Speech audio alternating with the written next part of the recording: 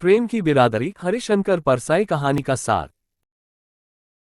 प्रेम की बिरादरी नामक कहानी में लेखक ने प्रेम विवाह को लेकर समाज के ऐसे वर्ग का मजाक किया है जो प्रेम होने पर भी लायक युवा लड़कियों को बिरादरी से बाहर विवाह करने से रोकना चाहते हैं और उनकी निंदा करके उन्हें समाज विरोधी बताते हैं। भगोड़े युवा प्रेमी जोड़े को इंगित करते हुए वे कहते हैं कि कुछ लोग अपना स्टेटस ऊंचा दिखाने के लिए ऐसे युवा जोड़ों को नीचा दिखाने की कोशिश करते हैं। उन्हें निंदा करने में ही सुख मिलता है। खुद तो ये मंडप में शादी रचाकर, रीति रिवाज में बंध कर लड़की का विवाह कराकर अपनी अच्छाई का दावा करते हैं, उनकी प्रॉपर्टी है, आडंबर से भरा सुख वैभव है, निंदा करने का फालतू समय है, तभी तो वे खाली बैठे बैठे अपने मूंछ के सफेद बाल उखाड़ते रहते हैं और पुराने कपड़ों के बदले बर्तन बेचने वाली की प्रतीक्षा करते हैं। खुद को पवित्र मानकर वे औरों पर उंगली उठाते हैं। गैर बिरादरी में किसी की शादी, प्रेम प्रसंग, लड़की और लड़के के द्वारा भागकर शादी करने की चर्चा होने जैसी बातों की ओर अधिक ध्यान देते हैं। जब उन्हें स्पष्टीकरण दिया जाता है कि जाति का क्या, दोनों की मानव जाति तो होती है न, फिर पुराणों में तो कहा गया है, भीम ने राक्षसी जाति की हिडिंबा से शादी की,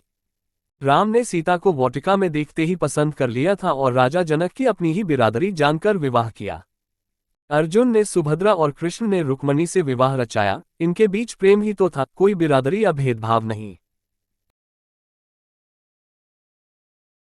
दो तरह के पत्रों में, एक में घर से भागते समय वफादारी से प्रेमिका का माता पिता से माफी मांगना और अपनी इच्छा के अनुसार गैर बिरादरी में वैदिक रीति से शादी करना, और दूसरे पत्र में अपने परंपरागत विचारों वाले और ऊंचे स्टेटस वाले माता पिता की संतति प्रेमिका के द्वारा प्रेमी से माफी मांगकर विवाह के लिए विवशता जताना और यह कहना कि जब 4-5 साल बाद वापस तुम मिलने आओगे तो बच्चे तुम्हें मामा कहेंगे।